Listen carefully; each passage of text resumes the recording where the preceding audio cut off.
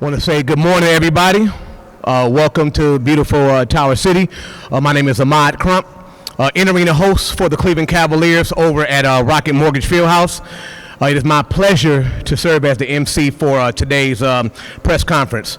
I want to start by thanking our Rock family of companies, friends, Bedrock and Tower City, for hosting us in this fantastic event, in this fantastic venue that we have here. Special shout out, thank you to our mayor and his team for coming over today to speak with us. Also want to acknowledge Kelly Flato and Joey Graziano from the NBA as we look forward to celebrating the NBA All-Star Weekend in just a few weeks as they celebrate 75 years of the NBA. We're also honored to have our CEO of the Cleveland Cavaliers, Lynn Komorowski, and our President of Business Operations, Nick Barlich. Also joining us, we have David Gilbert, who is representing Destination Cleveland, and Mike Mulhall for the Greater Cleveland Sports Commission. Now, as you can see, putting this whole thing together has been a complete team effort as we come closer to just a couple weeks. We're bringing the NBA All-Star Weekend right back here in Cleveland, Ohio. Today, we'll discuss the steps that the city of Cleveland, with the support of these partners, are taking to keep our residents, the fans, the players, all of the personnel safe as we continue to deal with the effects of COVID-19. And we ensure that the benefits of this highly coveted event, it reaches our entirety of the city. So now it is my pleasure to introduce to you the mayor of the city of Cleveland, also my fraternity brother, Mayor Justin Bibb.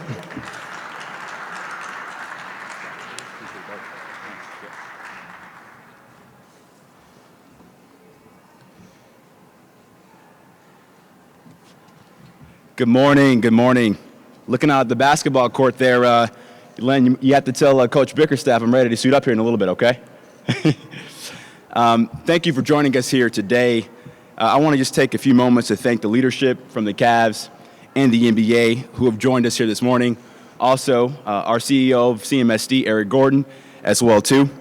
And before we talk about the partnership we've outlined with the NBA as it relates to the All-Star Game, I want to spend just a few moments talking about the current situation of COVID-19 in Cleveland.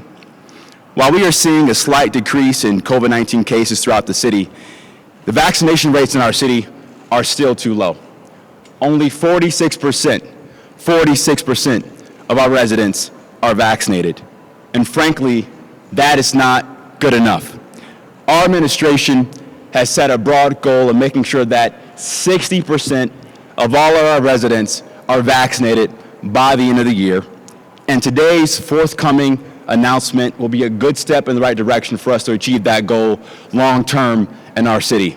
We have the tools, we can and must do better to stop the spread of COVID-19 all across our city.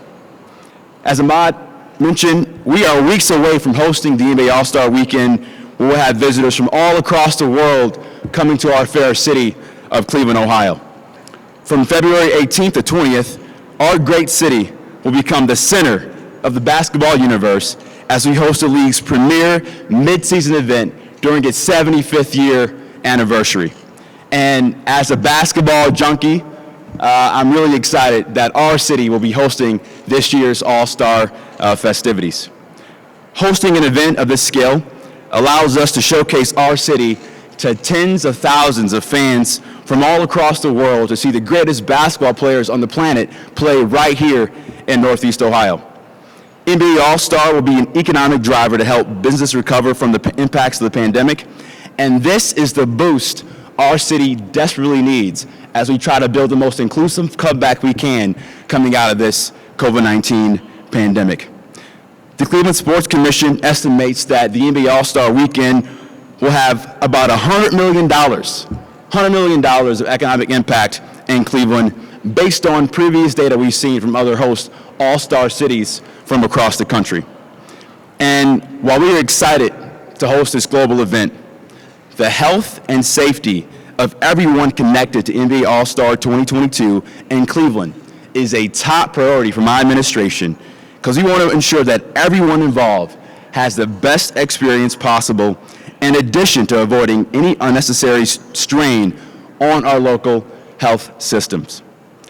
Keeping this in mind, my administration has worked in concert with the NBA and the Cavaliers to develop health and safety protocols for all ticketed guests attending NBA All-Star Weekend events. The protocols are guided by the most recent recommendations from the CDC and the Cleveland Department of Public Health, with the shared goal of keeping Clevelanders and all of our guests safe and healthy during the festivities of the NBA All-Star Weekend. So I want to just walk you through the protocols we've outlined for the weekend. Before participating in any ticketed events, all guests age 5 and up will have to show proof one time of being fully vaccinated against COVID-19 or proof of having a negative COVID-19 test. The test can be either a negative PCR test 48 hours before the first event or a negative antigen test the day of their first event. Additionally, the city's mask advisory will remain in place throughout the weekend of NBA All-Star Weekend.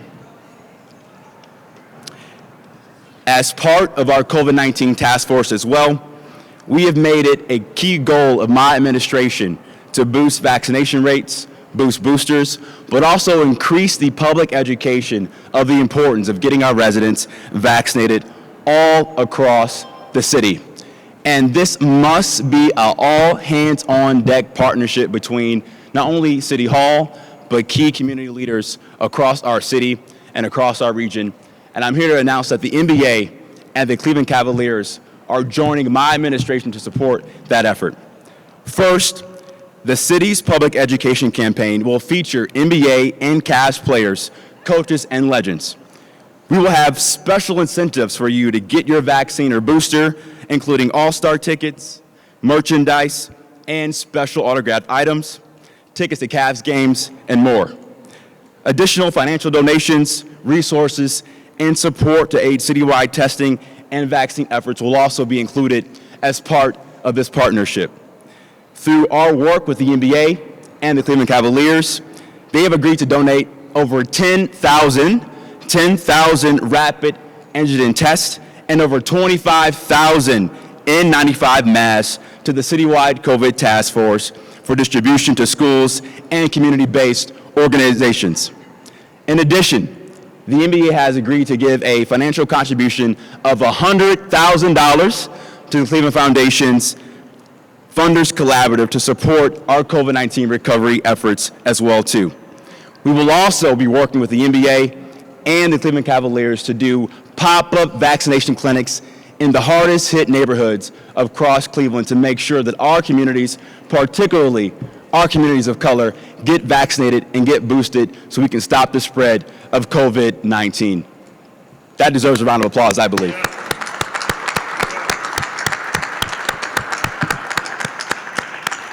And I also want to say that in my short few weeks as mayor, the NBA and the Cleveland Cavaliers have really gone above and beyond to make sure that the city is fully supported as we embark on this historic and special event for our region.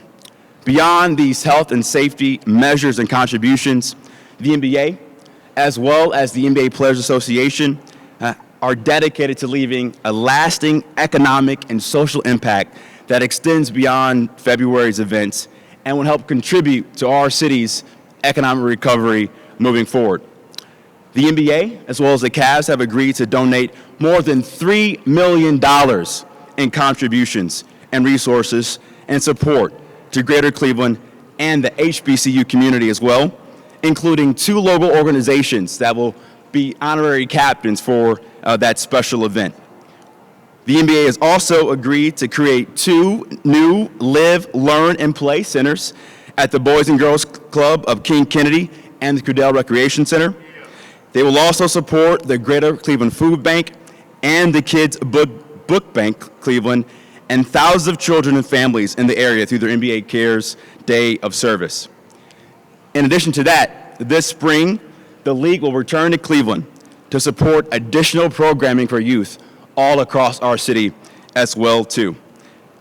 And the other thing I'm really excited about is the NBA, in addition to the Cavs, also understand the importance of voting rights and civic engagement in Cleveland, and have agreed to give additional $45,000 contribution to Cleveland Votes and a $35,000 contribution to Freedom Block right here in Cleveland as well, too, as part of their investment efforts in this partnership. Another round of applause for that as well, too.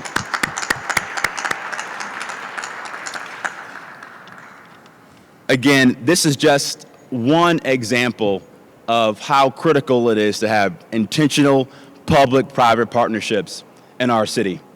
As I said throughout my campaign, that not one organization in our community can solve these problems in isolation.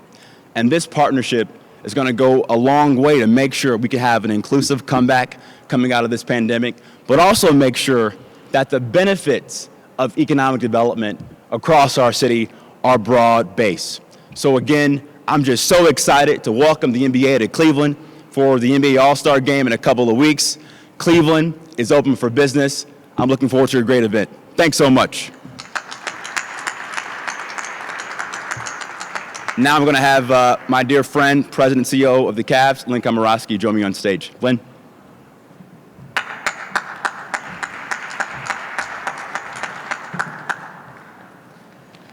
Thank you, Mayor. And, word has it from JB, I had the scouting report on you have a pretty reliable 15-foot mid-range jumper. So who knows? We'll see what comes of that. So, well, thank you, Mayor Bibb, and terrific words of just excitement, as we all are excited about having NBA All-Star Weekend come here.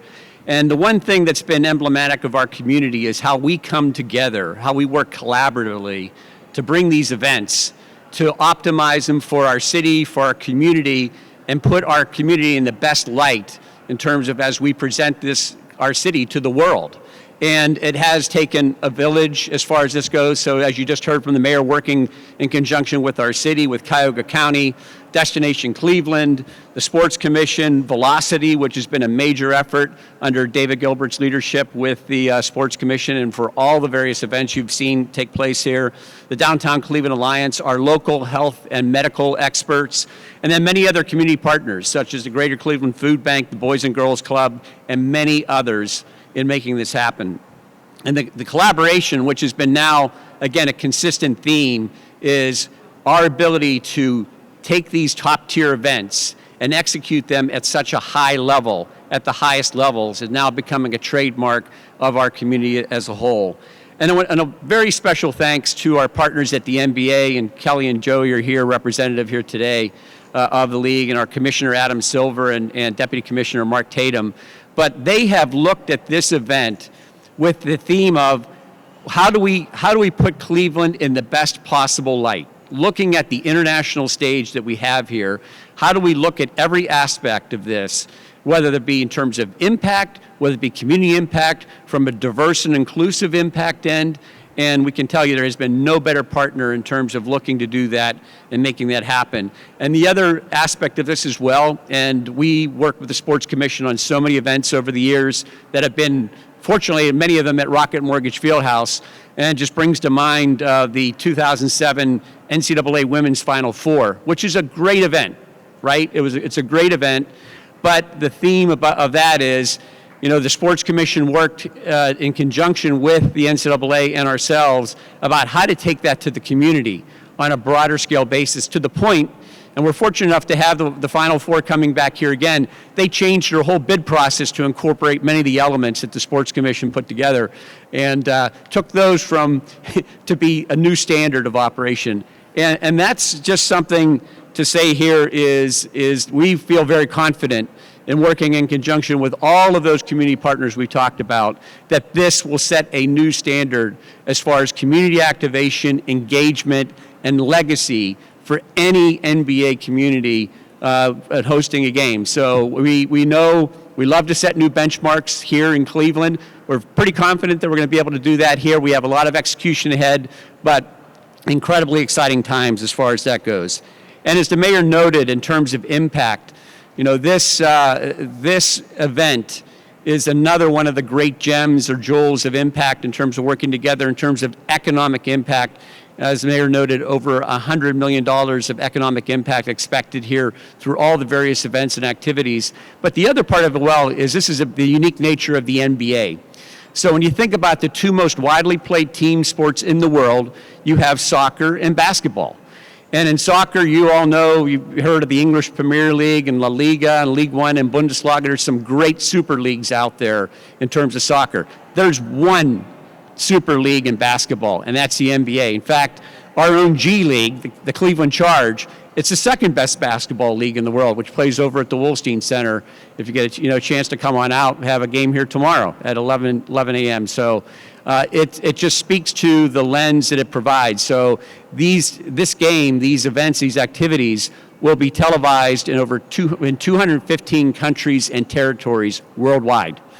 And when you take into account social and digital media, over 2 billion, that's billion, not 100 million or whatever, billion people will consume all-star events and activities. So we're proud to be part of that, to be able to shine that lens, that spotlight to the world, to put Cleveland in the most possible light, a positive light. And when you think about all the beauty shots of our city and activity, and then all the social engagement and activation will take place, that is the message that people will be seeing worldwide. So we're thrilled to be here, thrilled to be part of an incredibly collaborative community, and look forward to just a few weeks ahead. And here it comes. So get ready, Cleveland, buckle up. Thank you.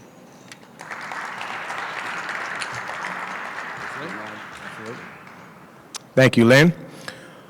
There's a lot of events going on for All-Star Weekend, so if you haven't done so, make sure you download the app, the NBA Events app, and everything that you need to know, all the different events that are going on with NBA All-Star Weekend, you can have it at the palm right there, right in your phone. So right now we're going to do our Q&A session. I have the Chief Communications Officer for the mayor. I have Sarah Johnson up here, and we're going to do our Q&A with the mayor. Thank you. Thank you. So we'll open it up to Q&A for the media. I have Phyllis over here running a mic, so if you have a question, please just raise your hand. Mark? Thank you. How is the city prepared to deal with the potential for all of this economic impact coming in when we know that many restaurants, hospitality industry are short-staffed and unable in many aspects of our lives to deal with COVID because of short staffing? What's in place to help manage that? Does mic work? Yep. Really good question, Mark. I'd say a couple of things. From the outreach we received from local businesses in the hospitality sector, many of them are excited about the event. They also are looking at bringing on additional staff, if possible, for All-Star specifically. And I know that the Sports Commission and Destination Cleveland have been doing a lot of outreach in the months preceding the event to ensure that our hospitality sector is well prepared for All-Star Weekend. And so obviously, as you know, nationally we have some major issues related to our labor market, but we believe that this will be the economic boost that our hospitality sector needs as we come out of this pandemic over the next couple of months. Thank you, Mayor. While I have the mic, I'll do one quick follow-up Okay. On the COVID issue. Yeah. There's good news out today that Cuyahoga County is low. We used to be really high as one of the leading COVID infection rates. But as you pointed out, we're a long way from where we need to be. That potentially gives a false sense of security. So if you could just detail a little bit of what the city's plan is to reach those hard to reach people, with the NBA's help and others over these coming days. Yeah. Listen, I believe that COVID-19 is not going away. And as a nation, we need to go from this being a pandemic to an endemic. And we do have the public health tools to address the COVID-19 crisis, making sure folks are getting vaccinated, making sure folks get their booster shot, particularly our seniors and our hardest hit part of the city. As part of our COVID-19 task force, we've identified those key grassroots leaders who have trust in our neighborhoods, like the Guardians of Cleveland through the Cleveland Foundation effort that will be working with our administration in conjunction with Eric Gordon and CMSD to knock on doors, use our schools, and really meet our residents where they are so they can get access to the vaccine, can get access to their booster shots. But also, we need to have a very intentional communication campaign to really assuage some of the mistrust and disinformation that exists about COVID-19. That's critical. That's why it's important for us not to reinvent the wheel, but to use those trusted organizations on the ground who can be that conduit for us to hit those hardest parts of our city. So this effort with the NBA and the Cavs is really a part of getting ahead of the next potential spike we might see in the spring or summer. That's why having that 60% vaccination rate is so critical moving forward. Go ahead, Jay. Mr. Mayor, I want to take a moment and say thank you for what you're about to do in the inner city. Thank you. Because we really need someone to come in the area with trusted voices that we can mobilize the people in the inner city to be vaccinated. And these incentives you're talking about, I hope the tickets and the awards and all the stuff you're giving away will happen in the inner city, and we'll see a great move of people being vaccinated. I'm honored that you shared that today. Thank you. Thank you so much. And to that point, I want to also mention this. This is not a one-shot thing. This isn't the NBA and the Cavs saying, this is all great for the All-Star game and we're walking away. This is going to be sustained over time to make sure we have all the resources that we can to hit that 60% vaccination rate goal in our city. Thanks so much for doing this, Mayor. Question for you about getting to that 60% vaccination goal. Yep. I know your first budget is coming out very soon. Is there going to be any investment that we'll see in there that would go toward getting more people vaccinated? You will see some additional investments in our public health department, particularly as it relates to standing up more mobile health units across the city. But we have limited resources at the city level. We have a roughly $2 billion budget. As you know, we have some financial headwinds that we're going to see through the potential change in municipal income tax loss to our balance sheet. And so as mayor, it's my job to look outside of City Hall to find every resource I can to support our residents. That's why this $100,000 contribution for the NBA is an amazing investment that will support our administration's efforts to hit that 60% vaccination rate. Yep. Mr. Mayor, this is Sam from Scene. How do you do? How you doing? Just as a point of clarity, that 60% figure, is that by the end of 2022, or was that your goal for the end of 2021? That's my goal for the end of this year, 2022. 2022, Yep. okay. And then could you explain a little bit more this $100 million impact figure? Sometimes in these major events we hear these enormous economic impact figures and it's hard to visualize. Is that the amount of money changing hands? What does $100 million mean? From our standpoint, and I want to make sure that Lynn and David can drill down on this a bit more, but it's the amount of economic transactions we will see in the city of Cleveland for this event.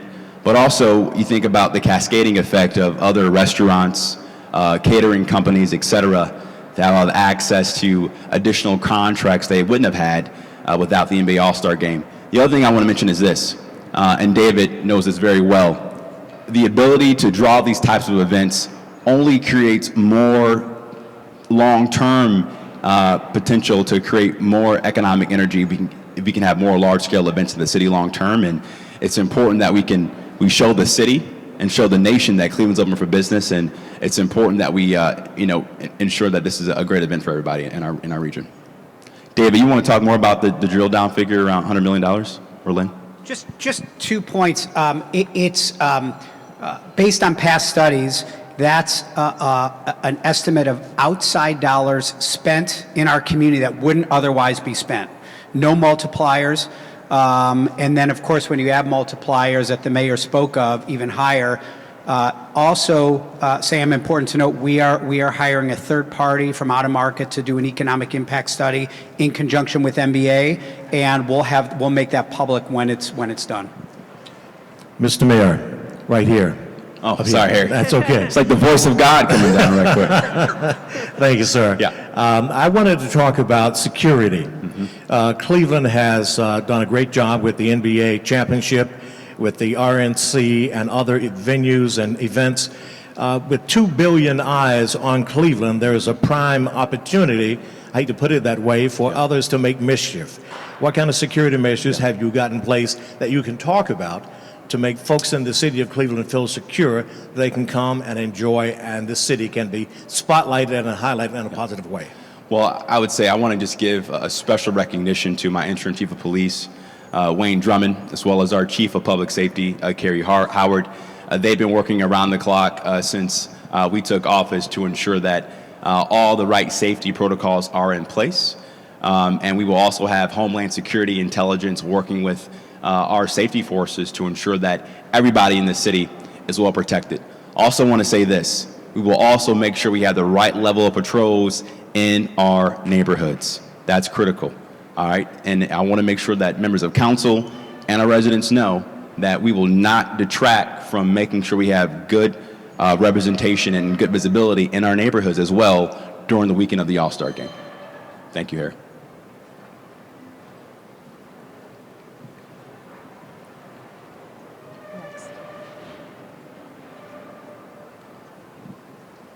So I just had a question in respect to the pop-up vaccination clinics that you'd mentioned. Which neighborhoods will those vaccination clinics be in? How many will there be, and when will this be taking place? Well, we don't have the exact number of mobile vaccination clinics as of yet, but we will work with our Department of Public Health to focus on parts of the city at the zip code and block level where we have low vaccination rates and also where we see high transmission of COVID-19. So we want to be very data-driven to target where we need to have a focused effort to boost vaccinations across the city. Yep. Mayor, thank you for your time. Jordan Vandenberg from News 5. Was there any concern leading up to the decision to implement a vaccine or a negative test requirement? Was there any concern about possible backlash from those who were planning on visiting? And what put you over the goal line, so to speak? Well, no. The NBA, I think, has done a fantastic job as a league, making sure that all players and staff are vaccinated and get their booster shots. The Cavs have done a fantastic job of making sure that the Rocket Mortgage Fieldhouse is a safe place for holding venues.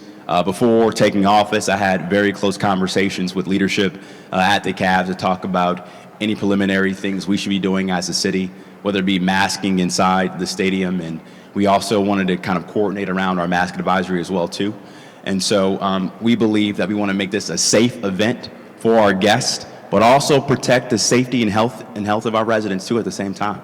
And so we were locked in step and very coordinated to make sure we had the right protocols in place to keep all of our visitors, but also my priority is our residents, to keep them safe and healthy as well too. So it sounds like inside ticketed events, it'll be a mask advisory in force, which is a recommendation, not a requirement. Yes. Why not require masks? I believe that it's important to give people the choice. As you've seen across the country, mandates have a lot of backlash, right? And it's critical that we encourage personal responsibility. Having a mask advisory indoors, we thought was the most prudent thing to do, particularly given counsel from our law department and experts inside our public health department, because enforcing that can be a challenge, given the issues we have in terms of enforcing those types of requirements. And so we thought a mask advisory was the most prudent thing to do, but also encouraging, for the NBA's perspective, having folks to have to show a negative test and be vaccinated and have a vaccine-proof vaccination for those NBA events was also critical as well too. Thank you, Mayor. Maybe for Len, he can clarify a bit more on what exactly happens inside the arena and those NBA protocols related to both masking and vaccination. As the mayor said, so we'll work through a process which we have, looking at Rocket Mortgage Fieldhouse, conducted for many other events or certain other events. We'll have a process set up in terms of being able to work through as far as, again, proof of that, either the negative test, a PCR 48 hours in advance, an antigen test the day of, or again, proof of full vaccination, which is, 1 dose of the J&J or 2 doses of Moderna and Pfizer. Thank you, Len. Thanks. Mayor, while I have you here, I hate to go off topic, but just I know where you're going. Yes. We are I don't want to rain on things, but rain is headed this week, and we are looking at a possible snowstorm. You've already announced plans to try to improve plowing. Is there anything that can happen right now in preparation for the expected snowstorm in terms of maybe clearing and cleaning up those side streets, which are still a problem in some neighborhoods? Yep. What's the plan heading into this, which, with our luck, it'll drag on for weeks and affect our All-Star game? Well, as you know, Mark, last week I announced kind of some revisions to our snow removal policy and plan. It's our intention that over the course of the year, we're going to have 20 additional trucks and 20 additional drivers to augment our existing capacity in our Public Works Department. Those 20 trucks won't happen overnight, right? So they will not be here by Wednesday's snow event. But here's what we're going to be doing. You'll see some announcements from my office tomorrow about greater coordination between the city, RTA, our CDCs, Downtown Cleveland Alliance, and our healthcare organizations to make sure we're using every resource and asset we can to keep our main streets plowed, keep our secondary streets plowed, and keep our residential streets plowed. But again, I would just ask for patience because snow plows can only move as quickly as they possibly can, given inclement weather events in our city.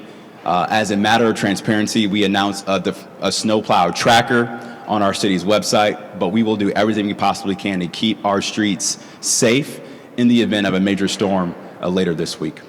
So it's all hands on deck. Thank you, everyone, for coming. Before you leave, we do have a press release we can share with you that outlines the details of what you heard today. And thank you. We'll see you guys soon.